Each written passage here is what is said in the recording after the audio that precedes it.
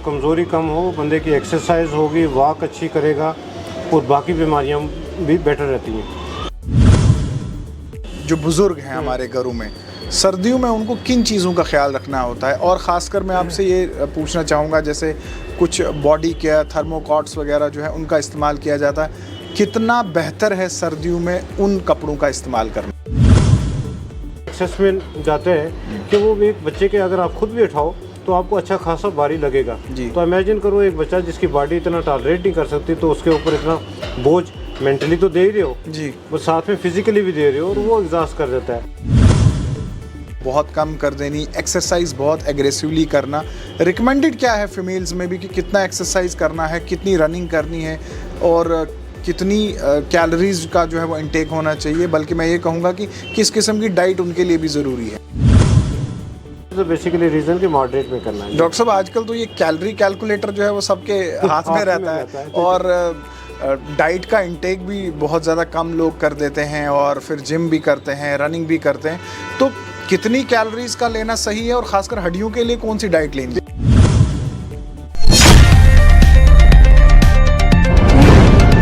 The news now देखने वाले सभी दर्शकों का स्वागत है। आप देख रहे हैं स्पॉटलाइट, मैं हूँ फ़हीम। जैसा कि आप जानते हैं कि अब सर्दियों की आमद जो है वो हो चुकी है और ऐसे में सर्दियों में आपने किन चीज़ों का ख्याल रखना है उसके बारे में आज हम बात करेंगे। और मेरे साथ हैं शहर के जाने माने orthopaedician doctor Abdul Ghani. Doctor साहब, आपका प्रोग्राम में बहुत बहुत स्वागत है। फ़हीम जी, बहुत बहुत शुक्रिया अपॉर्चुनिटी के लिए। डॉक्टर साहब, सर्दियां आ चुकी हैं और ऐसे में एक बहुत ही ज़रूरी काम ये हो जाता है कि ठंड में ख़ासकर जो बुज़ुर्ग होते हैं उनको किस तरह से अपनी हड्डियों का जो है वो ख्याल रखना होता है। ये बात सिर्फ हड्डियों की नहीं है बल्कि इसमें मसल्स भी आते हैं, बाकी चीज़ें भी आती हैं। तो थोड़ा सा ये जानना चाहूँगा कि किस तरह से हमें सर्दियों की जो आमद हुई है उसमें किस तरह से हमें रहना चाहिए। पहले तो मैं आपको बताना चाहूँगा कि हड्डियों का बहुत इम्पॉर्टेंट रोल है। जैसे आपने कहा, खाली हड्डियों के काम नहीं है, ये मांसपेशियाँ भी हैं, नसें भी हैं, और अगर हड्डियाँ मजबूत रहेंगी तो काफ़ी इंसान की सेहत जो है बेटर रहती है जी। हड्डियों में दर्द कम हो, हड्डियों में कमज़ोरी कम हो, बंदे की एक्सरसाइज होगी, वॉक अच्छी करेगा और बाकी बीमारियां भी बेटर रहती हैं।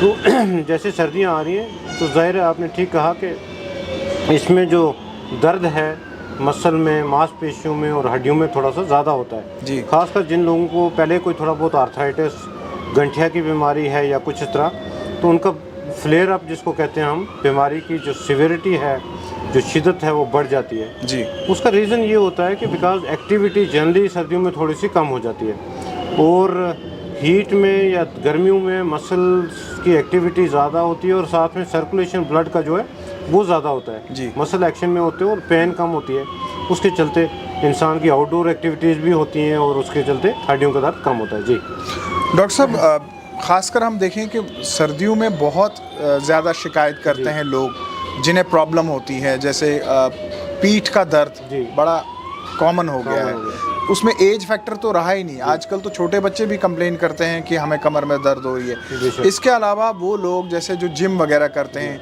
ये सुबह बहुत जल्दी सैर करते हैं, ये शाम को एक्सट्रीम ठंड में सैर करते हैं, तो उनके लिए क्या कुछ रहता है? अब इसमें दो तीन चीज़ें जो बड़ी ज़रूरी हैं हमने समझनी है कि सही क्या है। मॉडरेट में हर एक चीज़ सही है, बहुत कम भी और बहुत ज़्यादा भी चीज़ें सही नहीं है।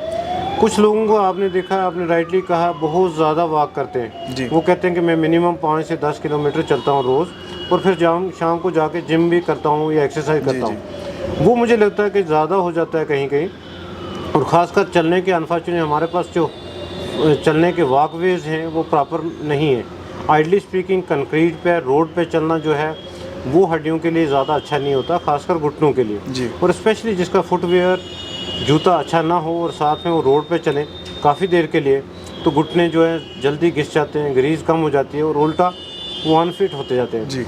ऑन एन एवरेज रिकमेंडेड ये है कि हफ्ते में 5 दिन भी सही, ज़रूरी नहीं कि 7 दिन ही सही, 20 मिनट, 20-25 मैक्सिमम 30 मिनट भी अगर प्रॉपर वॉक हो जाए, ब्रिस्क वॉक, रनिंग नहीं, जॉगिंग या स्किपिंग बिल्कुल नहीं करनी चाहिए बिकॉज उससे नुकसान ज़्यादा होता है।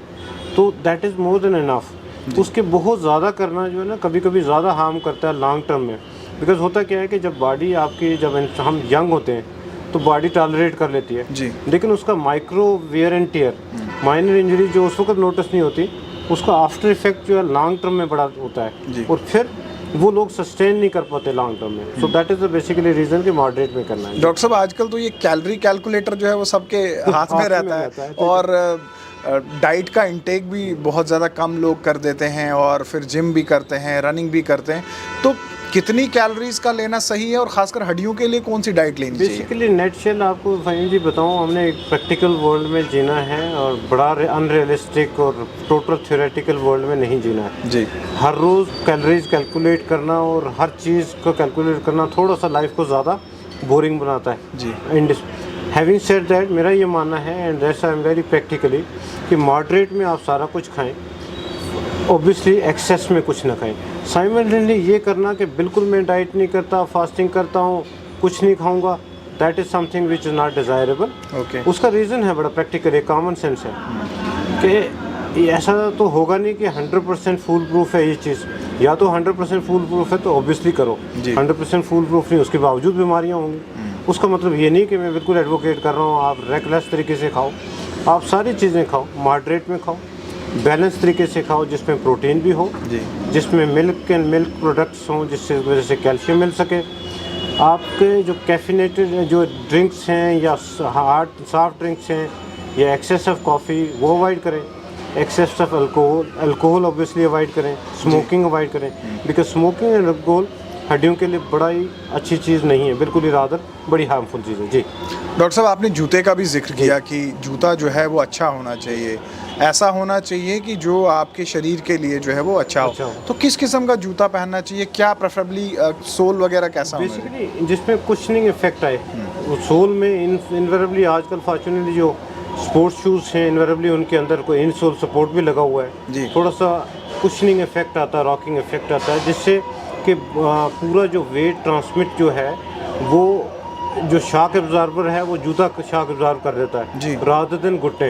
अदरवाइज अगर फुटवेयर अच्छा नहीं है तो शॉक जो ज़्यादा ट्रांसमिट होता है वो घुटनों में होता है और घुटने आस्ता आस्ता वो घिस जाते हैं। फिर हमारा ये होता है कि अनफॉर्चुनेटली फॉर एग्जांपल हम बहुत ज़्यादा फिट होना चाहते हैं कि हम चाहते हैं कभी बूढ़े ही ना हो, इमीडिएटली आफ्टर 50 या 60s में काफ़ी लोग बैठ जाते हैं और फिर वो आगे प्रोलॉन्ग नहीं कैरी कर सकते। आइडिया ये होना चाहिए कि आप थोड़ी एक्सरसाइज करो मॉडरेट में और सब खैरियत रहे तो आप उसको आराम से लाइफ लॉन्ग चला पाओ। जी डॉक्टर साहब एक जनरल कंप्लेंट आजकल हमने देखा है कि छोटे बच्चे जो स्कूल गोइंग किड्स हैं वो बड़ी कंप्लेंट करते हैं क्योंकि उनके बैग्स जो हैं वो बहुत हैवी बैग्स हम देखते हैं बच्चों के बैग, और उनकी ये कंप्लेंट रहती है कि पीठ में कमर में जो है वो दर्द हो रही है।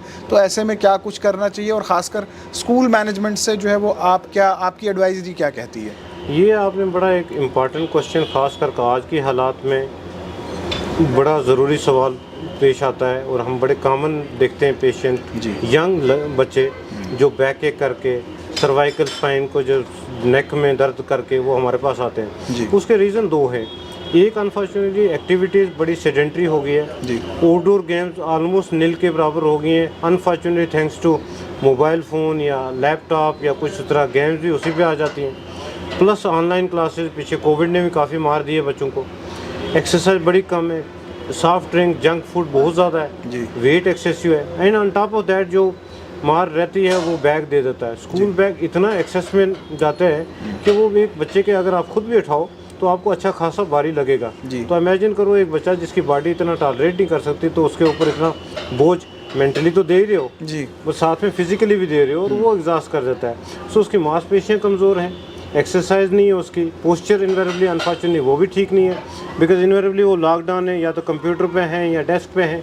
सो ये चीज़ें आई थिंक इसमें बड़ा पर्टिनेंट है कि इस चीज़ को एड्रेस करना। खासकर आपने स्कूल मैनेजमेंट को कहा बैग लिमिटेड करें, जो बुक्स या नोटबुक्स मस्ट हैं वही कैरी करवाएं, सारी नोटबुक्स ना कैरी करवाएं। जी डॉक्टर साहब इसके अलावा बड़ा ही एक ट्रेंड मैं कहूँगा जो नॉर्मल ट्रेंड है वो ये है कि लोग कैल्शियम जो है वो लेना शुरू कर देते हैं। कैल्शियम जो लेना एडवाइजेबल क्या है, किस एज से लेना चाहिए और किस क्वांटिटी का लेना चाहिए?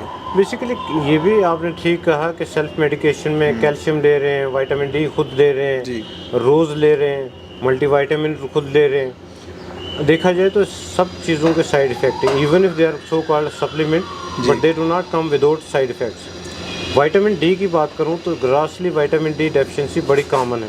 उसका रीज़न परहैप्स एक ये भी है बिकॉज हमारी एक्टिविटीज़ काफ़ी इंडोर रह गई हैं और सनलाइट एक्सपोजर कम है, उसकी वजह से विटामिन डी डेफिशिएंसी हो रही है जी। बट दूसरी चीज़ मैं बताऊंगा इसका काउंटर साइड है, अगर हम विटामिन डी ज़्यादा लेते हैं, एक्सेस में लेते हैं विदाउट डॉक्टर की एडवाइस के, तो विटामिन डी एक्सेस के ज़्यादा साइड इफ़ेक्ट हैं, ज़्यादा हार्मफुल है कंपेयर टू विटामिन डी कम होने के। जी। ये विटामिन डी कम भी हो तो आराम से चल सकता है, लेकिन अगर विटामिन डी ज़्यादा हो तो अच्छे खासे साइड इफ़ेक्ट होते हैं।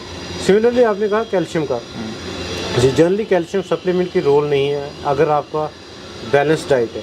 अगर आपकी डाइट है जिसमें मिल्क है, मिल्क प्रोडक्ट हैं, आपका अदरवाइज वॉक वगैरह ठीक है, कंफर्टेबल है एक्टिविटीज़, तो आपको जनरली सप्लीमेंट की ज़रूरत नहीं पड़ती, खासकर मेल्स को। हाउएवर फीमेल्स को ऑस्टियोपोरोसिस एक नाम की चीज़ होती है, खासकर पोस्ट मेनोपॉजल एज ग्रुप में, जब हार्मोनल प्रोडक्शन एस्ट्रोजन की कम होती है बिकॉज उसकी रिक्वायरमेंट होती है हड्डी की स्ट्रेंथ के लिए, तो तब कैल्शियम की डेफिशिएंसी फीमेल में शुरू हो जाती है।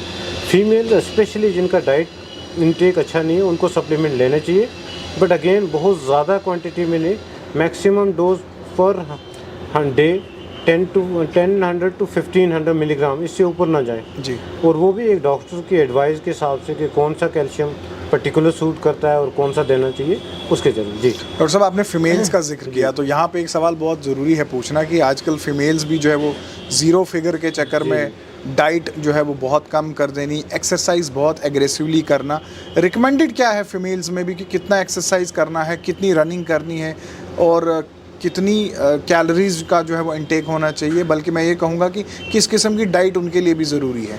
अगेन बड़ा अच्छा question, because again unfortunately we are driven by fashion जी and culture and race and kind of thing basically.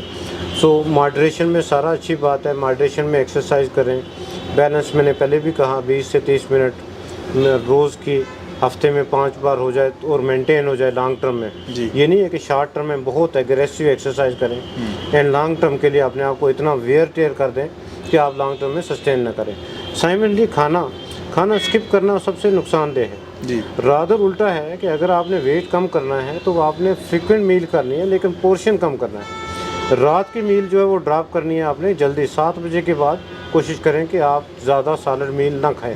7 बजे तक आपका वाइंड अप हो जाना चाहिए, उसके बाद अगर थोड़ा बहुत ऐसे सैलड वगैरह इस्तेमाल करें, बट मील स्किप करना जो है वो रादर उल्टा काउंटर प्रोडक्टिव है, उससे वज़न कम नहीं होगा। और बहुत एक्सट्रीम डाइटिंग जो है वो हड्डियों के लिए भी है, बाकी शरीर के लिए भी काफ़ी नुकसानदेह है। जी डॉक्टर साहब, ट्रेडमिल की भी एक अलग अलग लॉजिक्स आते हैं, अलग अलग थ्योरीज आती हैं। मेडिकली अगर देखें तो ट्रेडमिल का इस्तेमाल करना सही है या नहीं है, अगर करना है तो कितनी देर रिकमेंडेड है? और उसमें एक और इशू है, वो ये है कि आजकल उनका जो इंक्लाइंड लेवल है वो बहुत ऊंचा ले जाते हैं लोग, और उस फ्रिक्वेंसी पे करना कितना खतरनाक है? आइडली स्पीकिंग देखा जाए तो ट्रेडमिल से मच बेटर है आपका वॉक, और एक ब्रिस्क वॉक। अगर पार्क हूँ, अगर लकी हैं आपको एक्सेस है पार्क में 2-3 फ़ायदे हैं। एक तो फ्रेश एयर मिलती है आपको, और बाहर का एक्सपोजर जो है वो मच बेटर है एनवायरनमेंट का कंपेयर टू इंडोर का। जी।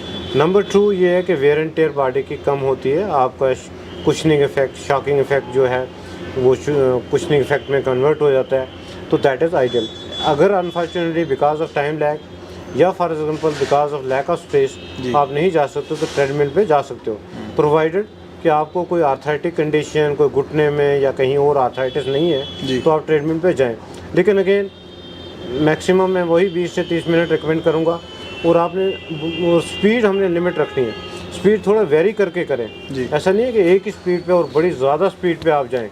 स्पीड कोशिश करेंगे ज़्यादा 6, 7, 8, 5 और 7 के बीच में वेरिएशन करें, नॉट नेसेसरली कि उसके बियॉन्ड। और इंक्लिनेशन आपने बड़ा अच्छा कहा, इंक्लाइन ज़्यादा ना करें, इंक्लाइन से जितना ज़्यादा उसका नुकसान होगा। जी, खासकर घुटनों को। डॉक्टर साहब, दूसरा ये कि जो बुज़ुर्ग हैं हमारे घरों में, सर्दियों में उनको किन चीज़ों का ख्याल रखना होता है? और ख़ासकर मैं आपसे ये पूछना चाहूँगा, जैसे कुछ बॉडी केयर, थर्मोकॉट्स वगैरह जो है उनका इस्तेमाल किया जाता है, कितना बेहतर है सर्दियों में उन कपड़ों का इस्तेमाल करना? वेल डेफिनेटली अपने आप को वार्म रखें, जितना बॉडी के लिए कंफर्टेबली वार्म हो, बहुत ज़्यादा भी वार्म करने की ज़रूरत नहीं, बट बॉडी के लिए कंफर्टेबल। बट एक बड़ा आपने अच्छा सवाल पूछा, और उसी कंटेस्ट में मैं बताना चाहूँगा, बुज़ुर्गों में इनवेरेबली डायबिटीज़ भी होती है, काफ़ी कॉमन है। डायबिटीज़ की वजह से अनफॉर्चुनेटली कॉमन कॉम्प्लिकेशन होती है डायबिटिक न्यूरोपैथी जिसको कहते हैं। आपको सुनपन आ जाता है खासकर पाँव में जी।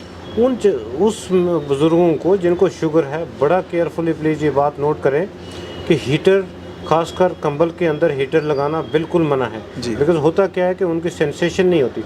अगर टेम्परेचर ज़्यादा भी है तो उनको पता नहीं चलता और पता तब नोटिस होता है कि उनके पाँव में जल जाते हैं जी। पाँव और वो डायबिटिक फुट में कन्वर्ट हो जाता है। तो अनफॉर्चुनेटली बड़ी डेडली कंडीशन हो जाती है जिससे कभी कभी पाँव या अंगूठा या उंगली काटनी भी पड़ती है। जी। तो एक चीज़ उसका बड़ा ध्यान रखें, अपने आप को वार्म ज़रूर रखें, बहुत एक्सेसिव वार्म में नहीं करें। जी डॉक्टर साहब, इसके अलावा एक परसेंटेज ऑफ जो लोगों की है वो ये भी है जो 6 से 8 घंटे कुर्सी पर बैठकर काम करते हैं, तो ऐसे में उनके लिए क्या है? उनके लिए 2 चीज़ें बड़ी ज़रूरी हैं और बड़ा इंपॉर्टेंट सवाल रेज किया आपने। एक तो पोस्चर एडजस्टमेंट। जी।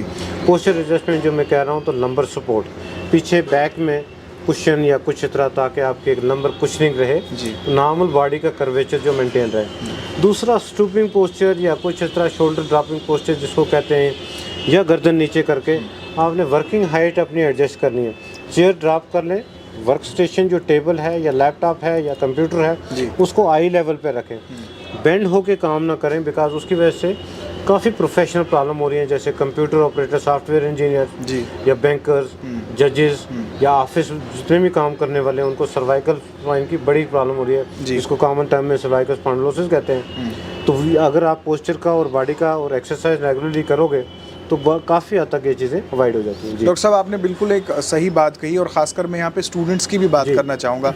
सर्वाइकल की कंप्लेंट स्टूडेंट्स में भी बहुत ज़्यादा हैं, तो ऐसे में बेस्ट पोस्चर, स्टडी पोस्चर क्या रहेगा और कितनी देर पढ़ के थोड़ी सी ब्रेक लेनी ज़रूरी है?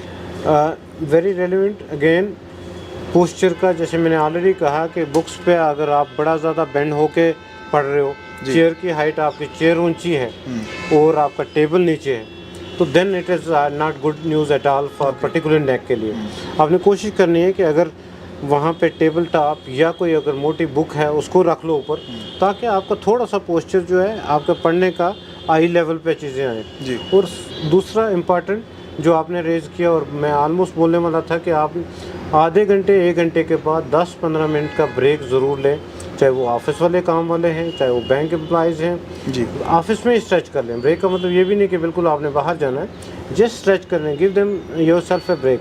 बिकॉज काम के ऐसा है कि काम ख़त्म कभी नहीं होगा। जी, आपने काम करना है ताकि अपनी बॉडी को भी बचा के और जिससे आपकी एफिशिएंसी, प्रोडक्टिविटी ज़्यादा होगी। At the end of the day whether it is student और एम्प्लॉय और एनी प्रोफेशन, जी, टारगेट ये है कि आपकी productivity end of the day अच्छी हो। प्रोडक्टिविटी तब होगी जब आपकी सेहत अच्छी रहेगी, जब आपकी बॉडी साथ देगी। द मोमेंट आपकी बॉडी साथ नहीं देगी, आपकी प्रोडक्टिविटी लेवल ड्रॉप होगा।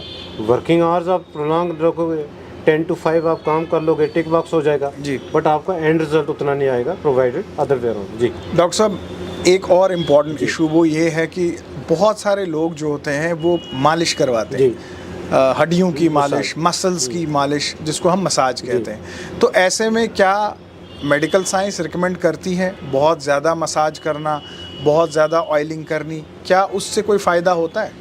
मैं तो इसको ना करूँगा। रीज़न उसका ये है कि ये कोई साइंटिफिक प्रूफ चीज़ नहीं है जी। और कभी कभी मसाज, खासकर देसी मालिश या कुछ मैनिपुलेशन के पट्ठा ख़राब हो गया या कुछ इस तरह के लूज टर्म्स होती हैं, वो जाएंगे देसी के पास, मालिश करेंगे। या जिस सिंपल किसी को दर्द हो तो वो हालांकि चोट नहीं लगी होती, वो कहते हैं कि हाँ जी हमने देसी के पास चढ़ाने के लिए गए जी, या ये दर्द ख़त्म करने के लिए। उससे हार्म ज़्यादा हो सकता है, नुकसान ज़्यादा, फ़ायदा कम है। उसका एक रीज़न ये भी बताना चाहूँगा, कभी कभी कोई बीमारियाँ ऐसी होती हैं, कोई इन्फेक्शन होता है, खुदा न खास्ता कोई ट्यूमर होता है, किसी को कैंसर होता है, सिंपल दर्द से रिप्रेजेंट करता है वो, कभी तक किसी को पता नहीं। एक देसी मालिश वाला आता है, वो ज़ोर से दबाता है स्पाइन को और पेशेंट को हमेशा के लिए स्पाइनल कार्ड जो है वो ख़त्म कर देता है। एंड दिस हैज़ हैपन, मतलब ये ऐसा नहीं है कि नहीं है, काफ़ी केसेस रिपोर्टेड हैं। सडनली आया, थोड़ा सा दर्द था, ज़ोर से मालिश की या मुक्का मारा या कुछ इस तरह, तो एकदम पेशेंट की क्वालिटी ऑफ लाइफ या फॉर दैट मैटर मिजरेबल कर गए जी। तो I would not recommend that. जी डॉक्टर साहब, बिल्कुल लास्ट में जी, सर्दियों के मौसम में कौन सा वक्त सही रहता है वॉक करने के लिए या ब्रिस्क वॉक करने के लिए, जो आपने कहा, हमने देखा है कि एक रिवायत सी बन गई है, कोई बहुत सुबह तड़के अंधेरे में ही चला जाता है और कोई शाम को बहुत देर से अंधेरे में खाना खाने के बाद जो है वो वॉक करने जाता है। मॉडरेट टेम्परेचर क्या होना चाहिए और कौन सा वक्त सही है वॉकिंग के लिए? वेल आइडली स्पीकिंग खाना खाने से पहले जो वॉक बेटर रहती है कंपेयर टू खाना खाने के बाद। दूसरी बात, टेम्परेचर का भी ध्यान रखना हमने। बहुत एक्सेस कोल्ड में बाहर निकलना और फिर वॉक करना उतना अच्छा नहीं है। मॉडरेट टेम्परेचर में ऑब्वियसली गर्मी भी ज़्यादा भी ना हो और ज़्यादा हार्ड सर्दी भी ना हो।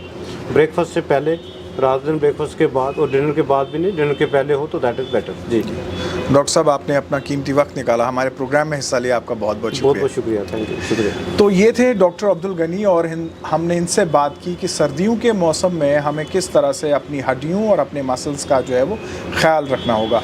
बहुत ज़रूरी बातें जो है वो प्रोग्राम में बातचीत के दौरान उभर कर आई और आप लोग भी कोशिश करें, ख़ासकर अगर आपके घर में बच्चे हैं या बुज़ुर्ग हैं, तो जिन चीज़ों के बारे में बताया गया उन चीज़ों का ख्याल रखें ताकि आने वाले और जो सर्दियों का मौसम है उसमें आपको किसी भी परेशानी का सामना ना करना पड़े। आज के प्रोग्राम में बस इतना ही, इजाज़त दीजिए, आदाब।